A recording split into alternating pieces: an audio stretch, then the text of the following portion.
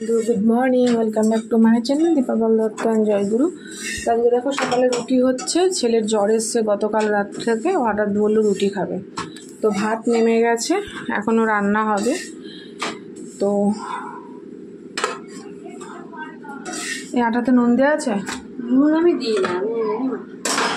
তো এই একবার একটুখানি আটা মেখে নেবো, মেখে নিয়ে তারপরে কাজ সেরে আবার কালকে কেনাকাটা করতে গেছিলাম। তোমরা হয়তো একটুখানি দেখেছো, আমি শর্ট ভিডিও ছেড়েছি যে কালকে কেনাকাটা করতে গিয়েছিলাম।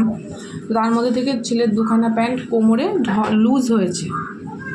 আমি ভেবেছি মানে দড়িও নেই, যে দড়ি থাকলে পরাবো। তো সেই জন্য প্যান্ট দুটো আজকেই চেঞ্জ করব, কারণ পরে যদি না দেয় পুজোর মার্কেট তো যাব। তো চলো আমি ঝমাঝম কাজ সেরে নিই।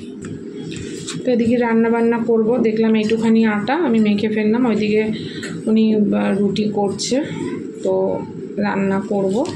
তো চলো আটাটা মেখে নিই। তো বন্ধু দেখো আটা মাখা হয়ে গেছে, এটা রেখে দেবো, কারণ এটা তো এখন হবে না। তো ছেলেকে একটু দেখবো ও খাচ্ছে কি না, তারপরে রান্নায় ঢুকবো। ভাত খেয়ে নে তাহলে।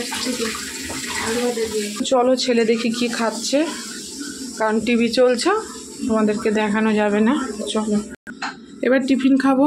ছেলের টিফিন খেলো, পুরোটা খেলো না। তো চলো টিফিন খেয়ে নিই, তারপরে দেখা হচ্ছে।